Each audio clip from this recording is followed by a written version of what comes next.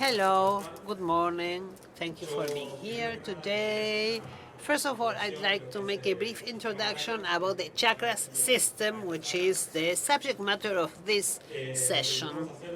What we want to do is to provide responses to the farmers' requirements. We tackle the problems using a systemic approach, and we work following two logos or statements.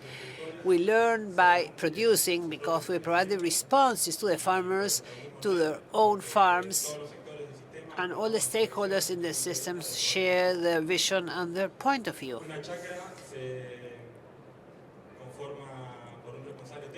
In each chakra module, we have a person responsible for the technical activities, a group of experts that provide knowledge, and farmers who are the ones responsible for this. And everything is coordinated and audited through a general coordination office and the management. Today, we are here through INTA, and the goal is to adjust productive, sustainable systems in areas with irrigation in the Patagonia area.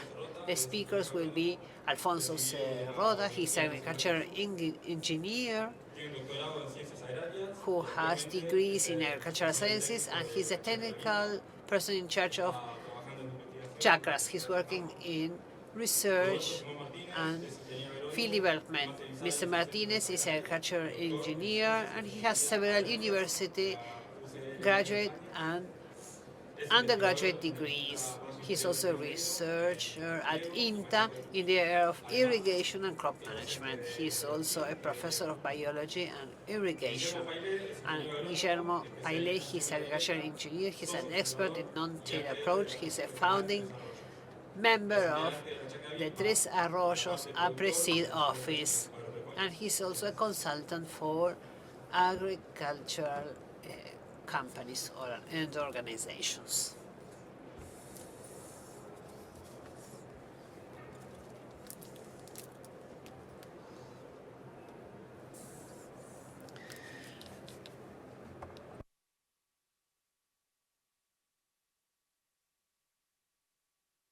Good morning.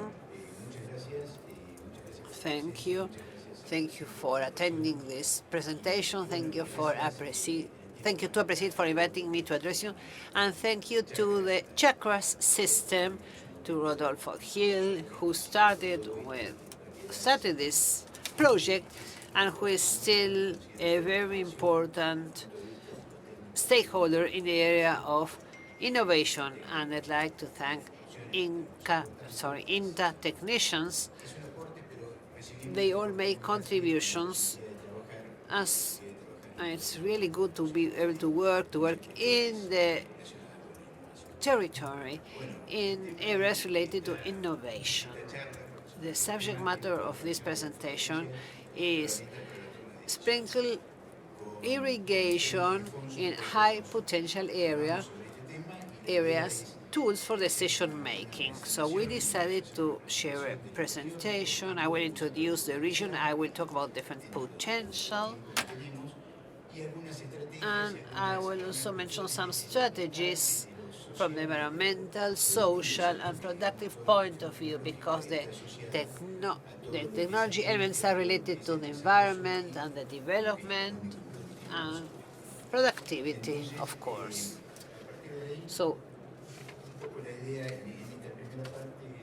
I will talk about the features of the region and irrigation, what we did in the first few years, the relationship with the chakra system, the importance of knowing about the soil and its evolution, the importance of irrigation, why irrigation is so important, is high potential areas,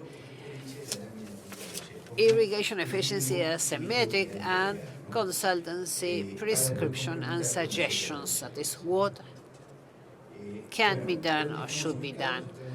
This is our geographical location. We are in Argentina, in the north of the Patagonia area. There are several establishments here that are part of the chakra system. So we have some weather characteristics, and we have two rivers, Rio Negro and Rio Colorado, and the Rio Lima y Neuquén, with an average flow of 930 cubic meters per second, 650 to 80, and 120, 120 cubic meters per second. This is an area where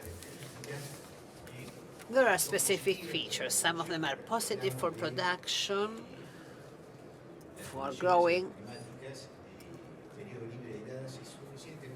The frost-free period is quite long, and it ranges, it's about 150 days long. We have high sun radiation in the summer because of our lower latitude.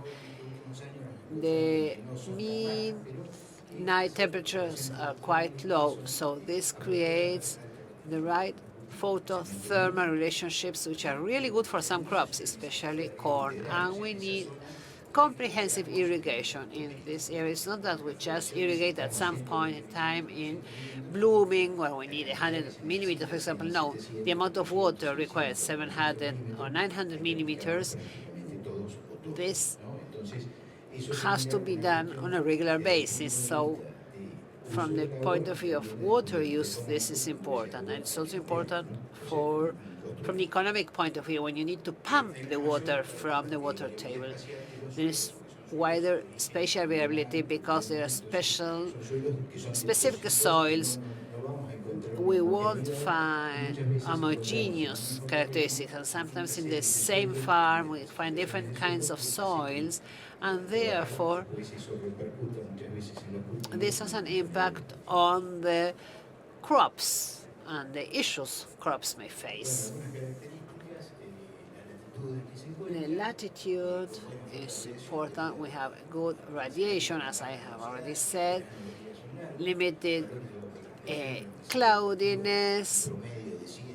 There is an evaporation of 7 to 8 millimeters a day, with critical times when these figures are higher. When we have the right amount of water and nutrition, we can get high yields in some crops. For example, corn, if we consider the Rio Negro, Rio Colorado, it's about 250,000 hectares under irrigation, and there is a potential here to get 460 to 600 hectares, 600,000 hectares of arable land. In this latitude, if we move from 25 Mayo and Cantriel to the south, we get this acreage. I had already talked about the valleys. Well, just in order to talk about the length of the day as compared to what happens in Cordoba or Balcarce, where in summer the days are quite long. There is sun during more time, so we have this comprehensive irrigation. This is the evaporation in corn month after month, and this is the rainfall, effective rainfall. So we have to use irrigation. This is the different kinds of soils we have in the valleys. Well, here we have the Negro Muerto area, and this is the distribution of soils in some areas.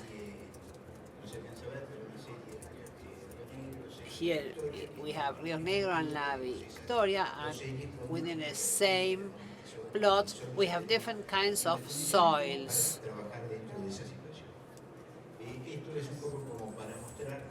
Here we can see the evolution in the Rio Negro basin. In the year 2000 there were 21 pieces. In 2015 there were 106, and we are now, here I have 9,000, they are close to 10,000 hectares. with some progress in many farms that are part of the chakra system that are increasing the number of pieces of equipment. I think I have 5 minutes left, please. Let me know when my time is up. This is 2003. There was a farmer from Tres Arroyos who set up the first irrigation system in Patagones, and after that he expanded the surface to 2006, 2012. These are the first pieces, 2014, 2023. This is close to Carmen de Patagones, where though the surface the acreage is not as large as compared to other areas in the country, it is expanding.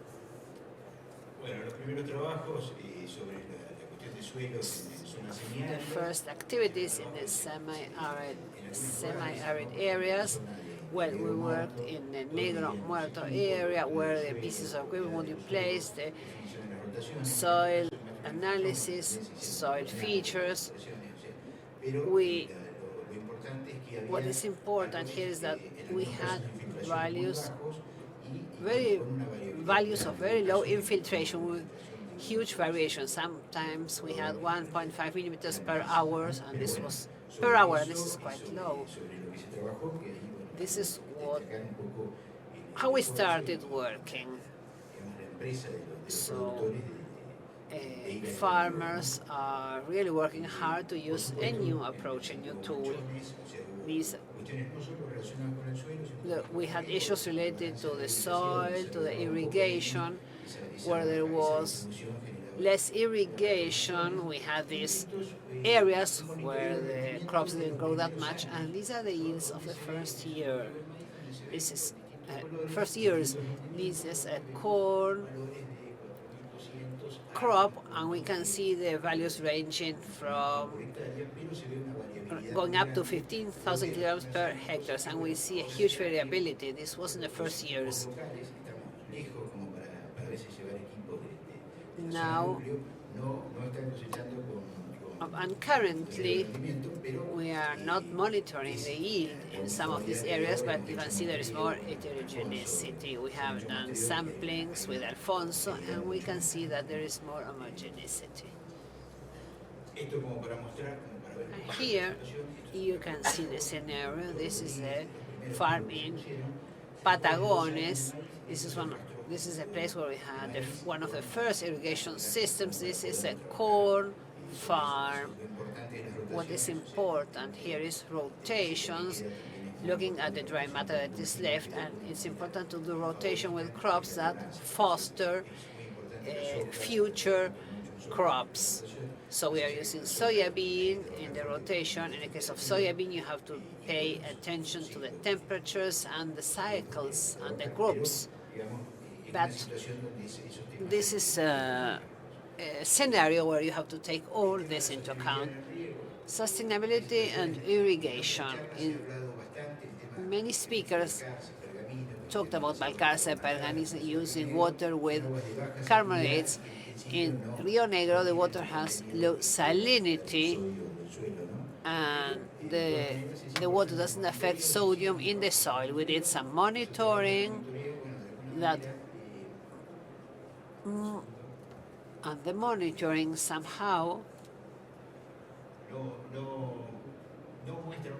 doesn't show there is an increase in electricity conductivity, and we still have the same infiltration rates and some improvements.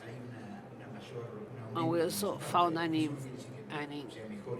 increase in the soil fauna, soil animals. It's important to do a follow-up of what happens in the soil. It's not that there will not be any issues, but in 4 or 5 years, we didn't find any serious issues. There weren't differences. There was even a reduction in conductivity, pH, And there wasn't a decrease in organic matter content either, and there wasn't a negative change from the point of view of apparent density, and we can see a trend to improved infiltration through all the activities that had been carried out. Somebody talked about Córdoba, where there was a rotation there to provide cover crops, have roots that would improve the soil, and all that helped to improve some soil features to improve yields eventually. Irrigation is important, and here we can see that crops respond when there is water or irrigation.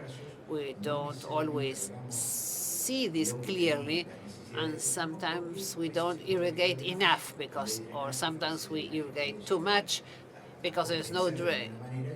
There is not a good drainage.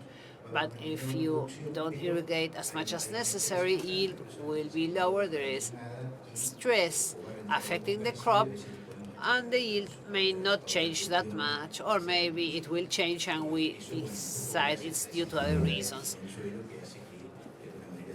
So the soil is usually a buffer when we don't apply the right amount of water.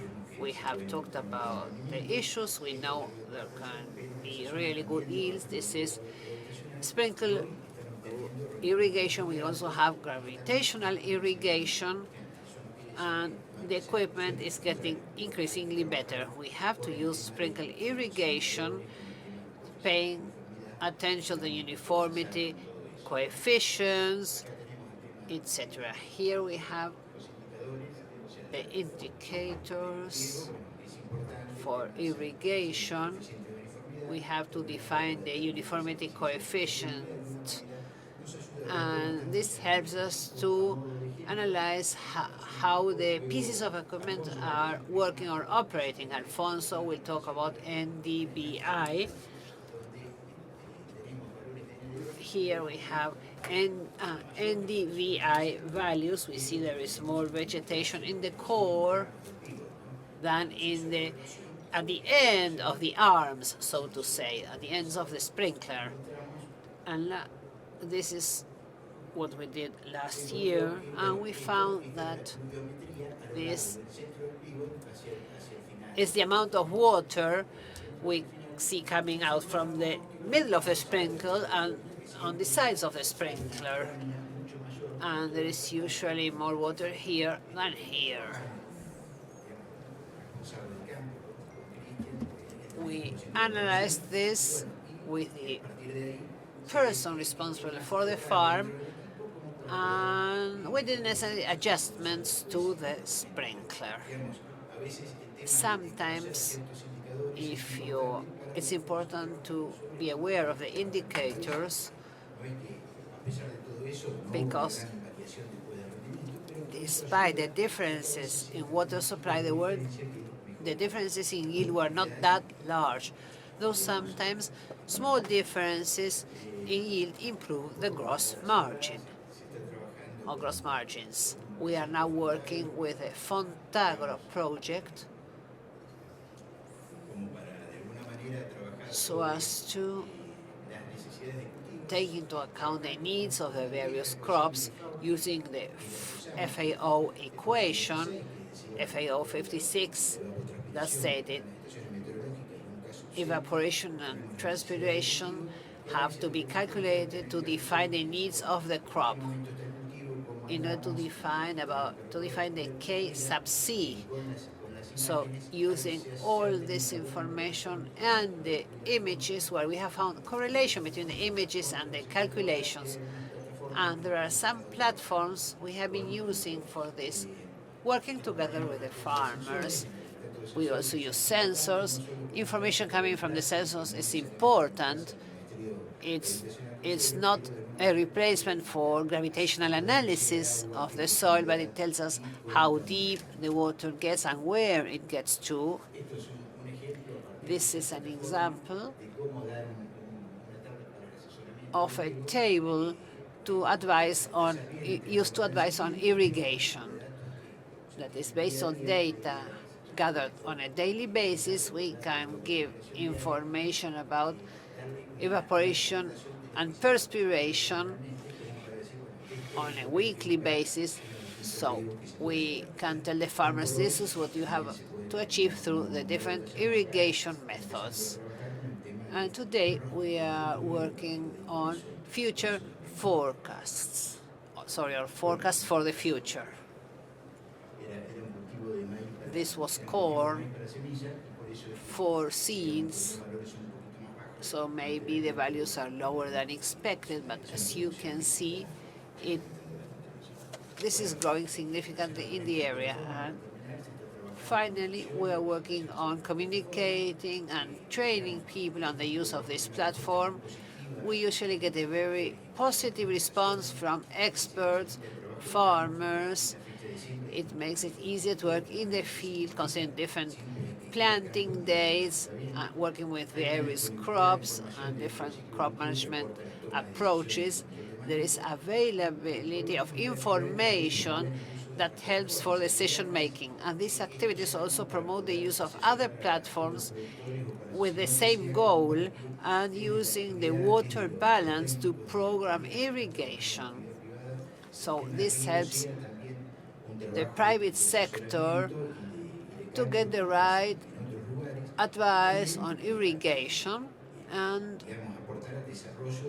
all this helps to the development and the growth,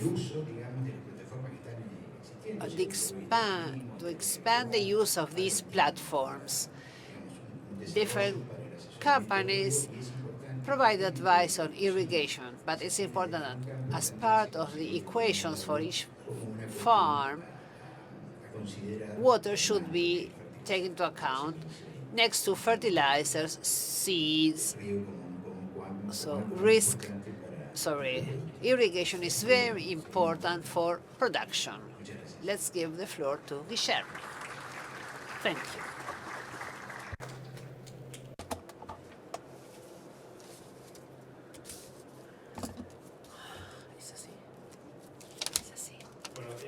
Good morning. Thank you, Aapresid. Thank you, participants. We are running short of time, and after this great presentation, I'm going to be very brief. We are farmers of the group called Chacra Vimpa. Well, we describe the area. We are in the south of the province of Buenos Aires, north of the province of Rio Negro. And the topic of this presentation has to do with high potential environments. So how do we define a high potential environment for generating biomass? That is to say, to have good crop indexes, both for grains and feed or fodder. We need an interaction between soil, climate, and crop. Roberto has just mentioned that this region has heterogeneous soils. That is to say, no homogeneous type of soil, because in the region we have a sedimented area, which is the river line, where the soils had some water intervention, so they are salty. Then there is another area that the quality is improved, more homogeneity as part of the mosaic, and that's where we are getting better results because the aptitudes are better. For soils, we analyze physical and chemical properties. As to the climate, the region has good climate conditions, that is to say, many hours of sunlight, and the frost-free period is quite in line with the rest of the province of Buenos Aires. So we can consider both winter crops and intermediate crops that are good for these latitudes. So going back to the soil, well, it's our support and our storage. They are barely developed soils because all the projects occur in the natural land, which is low with low nitrogen fixation. The rainfall average is around 190 to 200 millimeters a year, which are not evenly distributed and prolonged or long droughts. So the soil is like a warehouse or storage, a small one, let's say, to keep some water and to keep some nutrients. Organic matter in this case is 0.5, 0.9%, that is to say less than 1%. And the challenge is precisely to carbon-rich crops and have a positive carbon equation or more positive carbon equation. So we work on the forestation, coverage, cash crops, cover crops, nutrition of the soil, and as per the crop per se, once we define the quantity and the quality of the soil, the free frost period coming from the climate, we have the environment genotype and define the type of crop that is suitable for this region. The crops in wet pampas are okay also for this region and are 100% dependent on irrigation. Climate and soil conditions can be improved, but water has to be provided by irrigation. These are the water sources, natural water sources.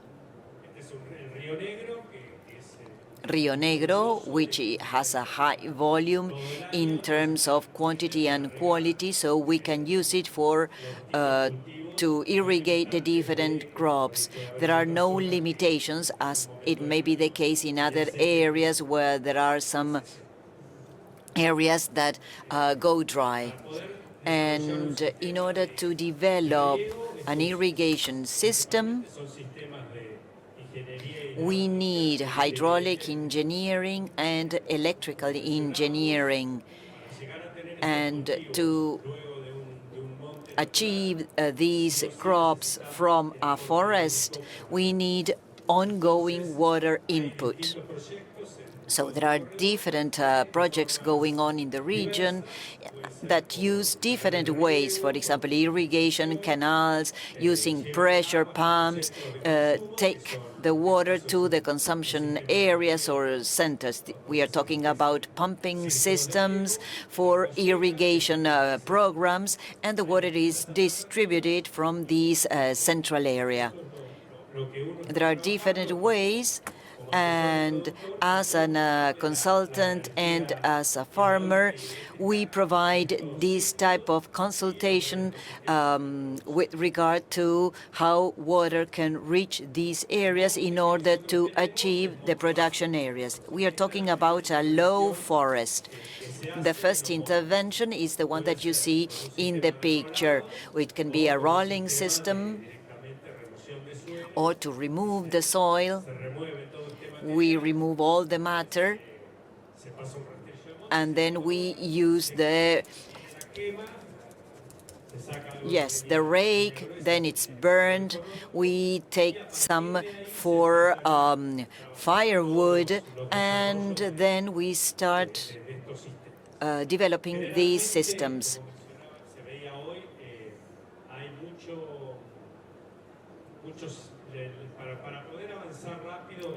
To move faster, the irrigation system, the sprinkler irrigation system, is the one that allows us to gain the largest surface in the lowest time. Other systems, like irrigation blanket or conveyor irrigation, other types, but but we use mainly sprinkler irrigation. Then we move to winter crops, summer crops, and we interact also with cattle. As we mentioned before, we use technology in the irrigation system. It's what we call technified irrigation that combines the energy source that can be, for example, fossil fuel or electrical source, that is the structure of the system, and the hydraulic system. Today, there are different ways of managing risk. We had a type A tank in the previous presentation that today is replaced by meteorological stations. This is an example of a platform provided by an irrigation company. You can have it on your mobile phone, and remotely you can manage the equipment. The same for the pumping system and for the canal system. So today, the irrigation or the prevailing irrigation system, or the one that we are promoting, is a system where it's a fully technological system, including all these sources. Sometimes we have operational problems, particularly in these areas where are not close to the production areas. But this helps a lot in the decision-making process. And what is important in this region, because as we said before, irrigation plays a key role in the production. We need to have this water balance. Knowing when and how to irrigate is very important. And this is what Alfonso is going to talk about right away.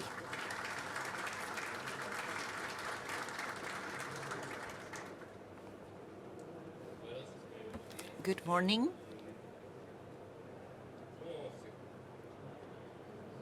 How do I move the slides?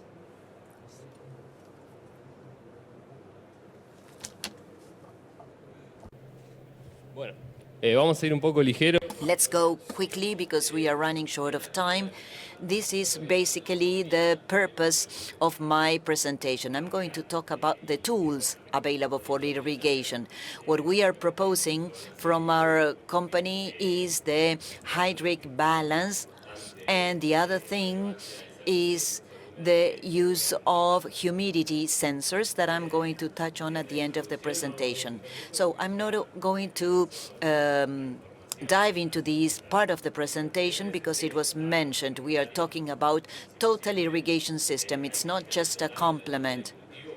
We need to cover 100% by irrigation because rainfall is null. We consider that it's a high potential area because of the light and the high technological level coming from the inputs. Well, the millimeters per crop is around 800, 1,100 millimeters for summer crops and 300 to 800 for winter. And the equipments are supply 9 to 15 millimeters a day, and the sprinklers are approximately the ones that you see here to avoid water in the last portions or in the edges of the sprinkling systems.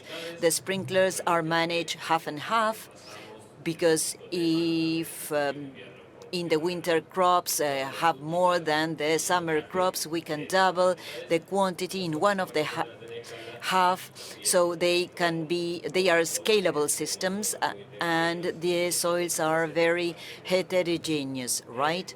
We have valley and hills. So how do we make the irrigation decisions?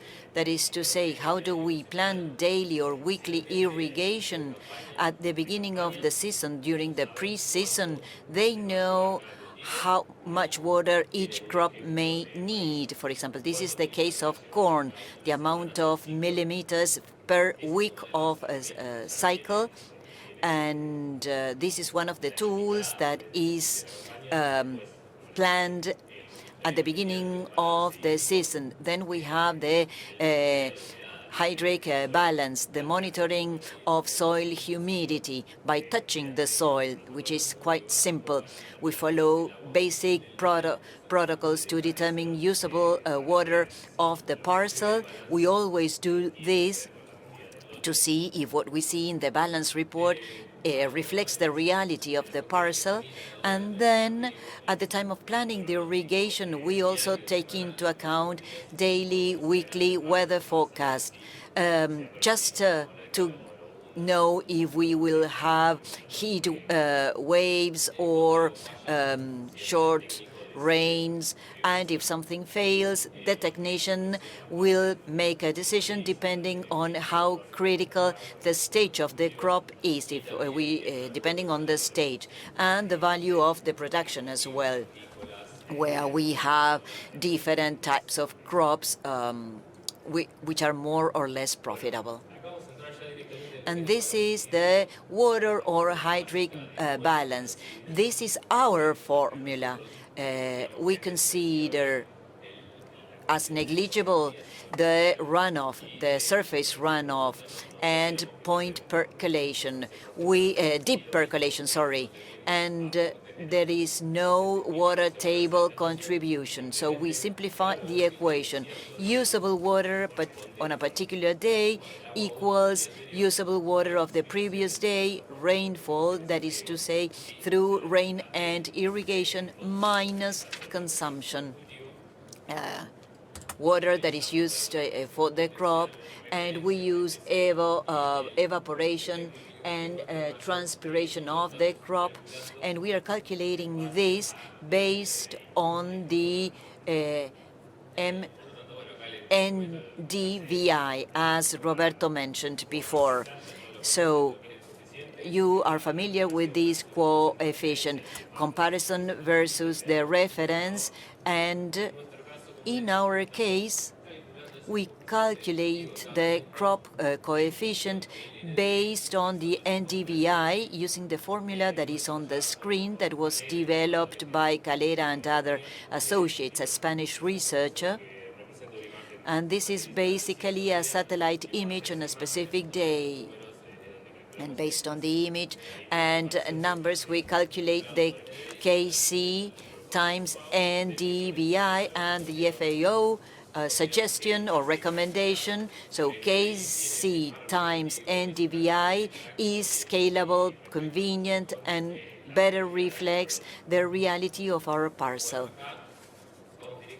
Let's now, the colors are not very good, but this is the table, the calculation table that we use to calculate our water or hydric balance and simulate usable water. In each of the columns, in one column we have the date, and then other information, the inputs that we need to include in this balance, potential ETP, which we get from the meteorological station, KC, that is based on the NVDI image, and irrigation and rainfall inputs. This is the usable water per day following the previous formula or equation. Another input in this calculation spreadsheet that was initially developed by Rodolfo Gil, and then we changed certain things to make it more convenient. The inputs that you see here are added once per cycle, depending on the efficiency of irrigation application that have to do with the depth of the parcel, total water stored by the soil, and usable or initial usable water by the parcel. So this is plotted. In green, we see usable water on the parcel, and the dotted line shows the stress threshold, which is another variable, which is very important because it will tell us whether we are in a favorable situation or the crop is under stress. So the stress threshold is the moisture level above which the water can be taken off, or by which the crop can take advantage of that quantity of water. So stress threshold is variable. In the past and in many other applications of irrigation diagnosis, we used fixed thresholds, 70%. Sometimes they may vary depending on the type of crop, moving from 40 to 70%, but we always consider a variable condition. It varies depending on the crop. There is a crop coefficient that we use, the depletion rate of the crop, and that threshold also varies depending on the evapotranspiration. There are more demanding days. In that case, the threshold goes up, and if the days are colder, it goes down. Depending on the usable water versus the stress threshold, we decide whether we add up to the top or add a stress coefficient, that is to say that the crop will not be perspirating all what is required, but the coefficient provides the necessary amount of water depending on the stress level. As it was mentioned before, we have soil heterogeneity, and as Guillermo and Roberto mentioned, we have valley soils, or which is the river line, and the plateau soil, which is more homogeneous.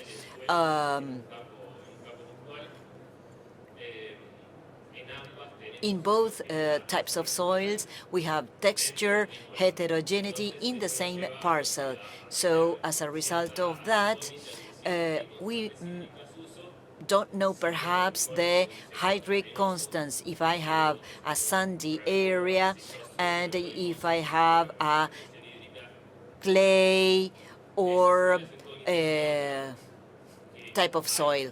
So there is a lot of spatial heterogeneity in regards depth.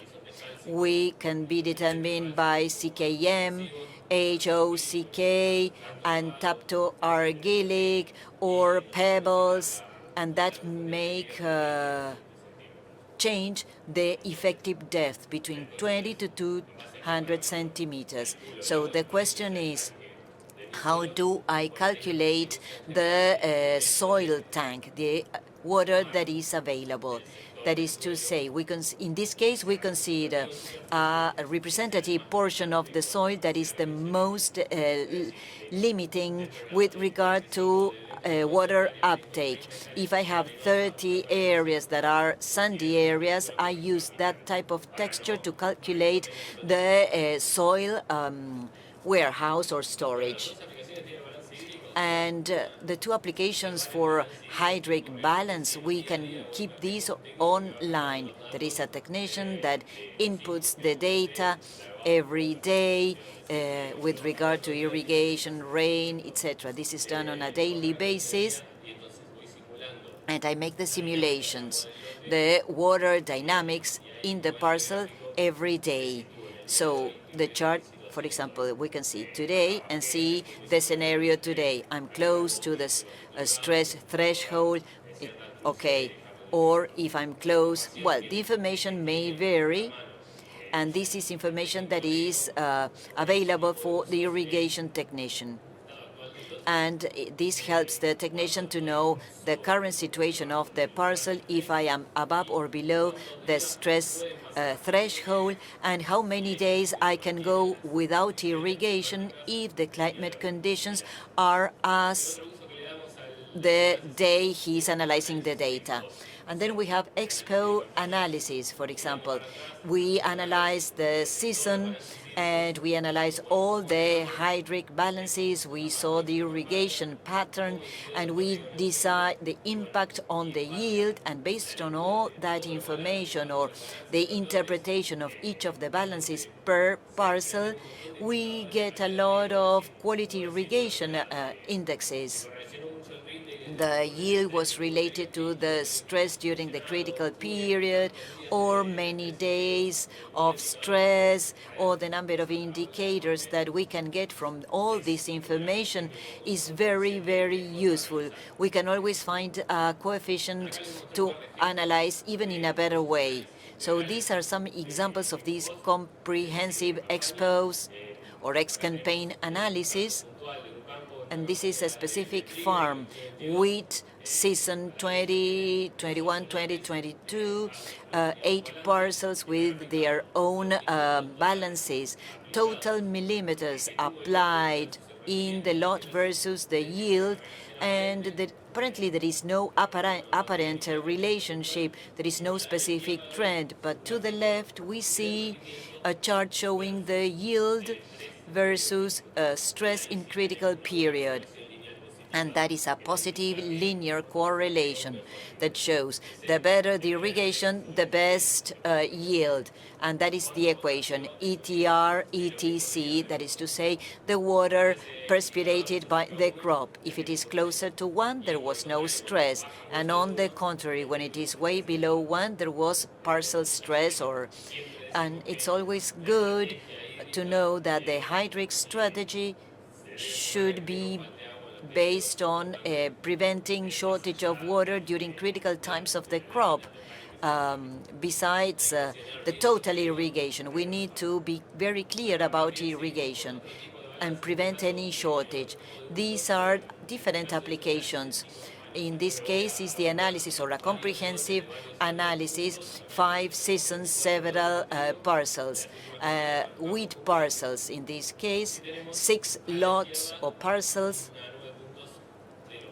9.0 millimeters applied, including rainfall and irrigations, versus the relative yield is not so much dependent on the irrigation versus the yield. But to the right, we see that stress, CTR, and considering the critical period, plus the uptake period, and in this case, the correlation is a very positive one, and underscoring the fact that the hydric strategy is very important, not the total number of millimeters, which is also important.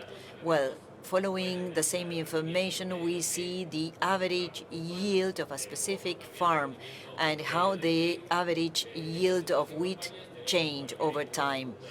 There was a significant drop due to a health-related issue,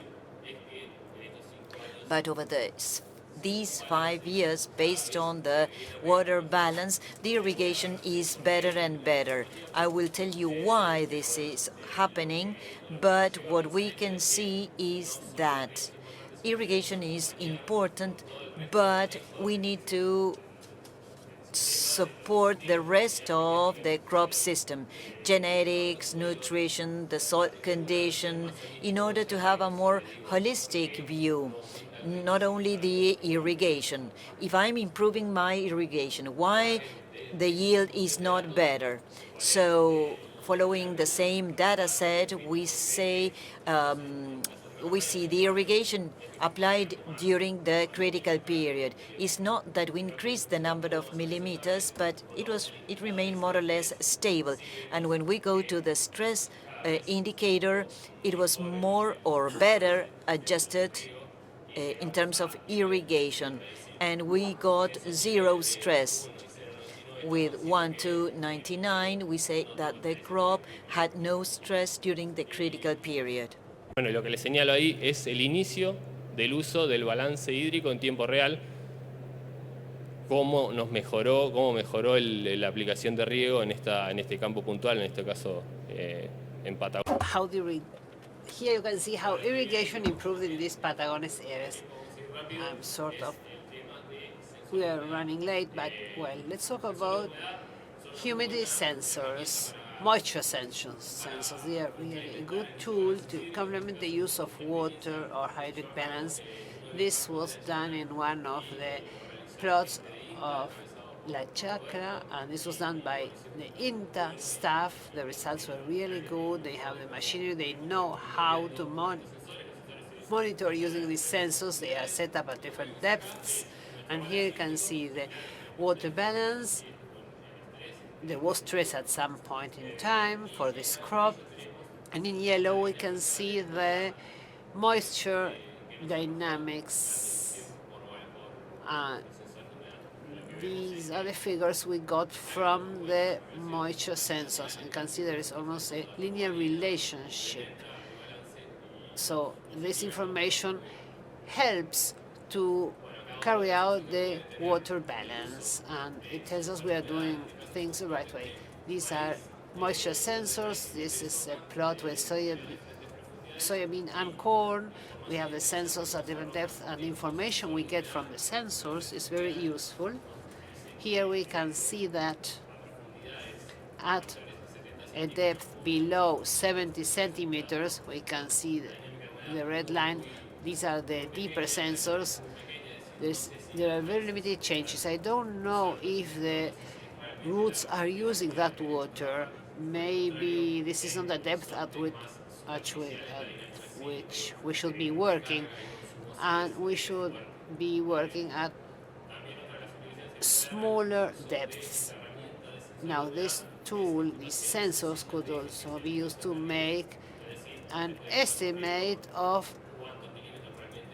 irrigation effectiveness, to know how much water actually went to the soil or entered the soil. That is, the balances and these curves make us wonder which is the effective depth at which we should be working if there are no physical boundaries, so to say, which is the depth at which the roots are working. So this is a summary of my presentation.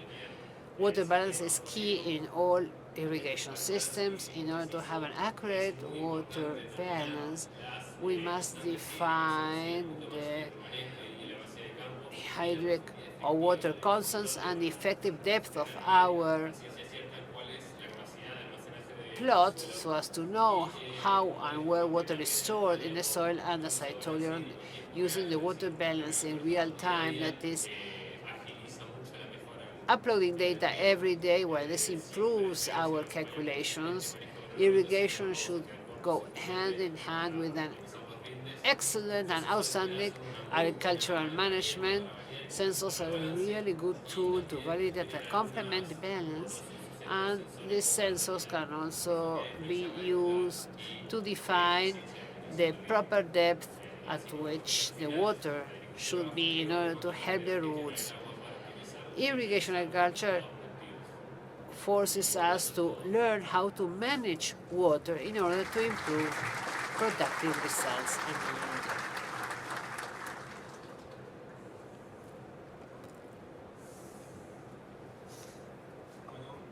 Well,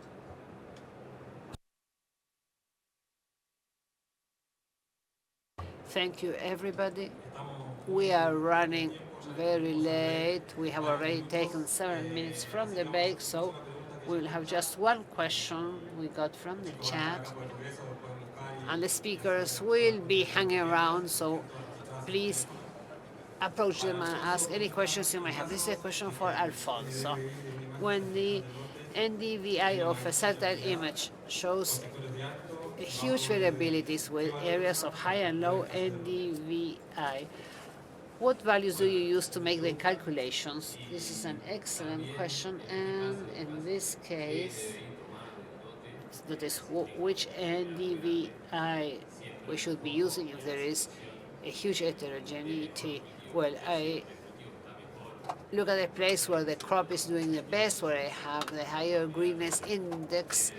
I take the NDVI figure from there, because these are the areas where there will be a higher requirement. If I irrigate according to those values, the areas which are not doing that well will be doing better with the water. We will create we will do a kind of upwards evening for the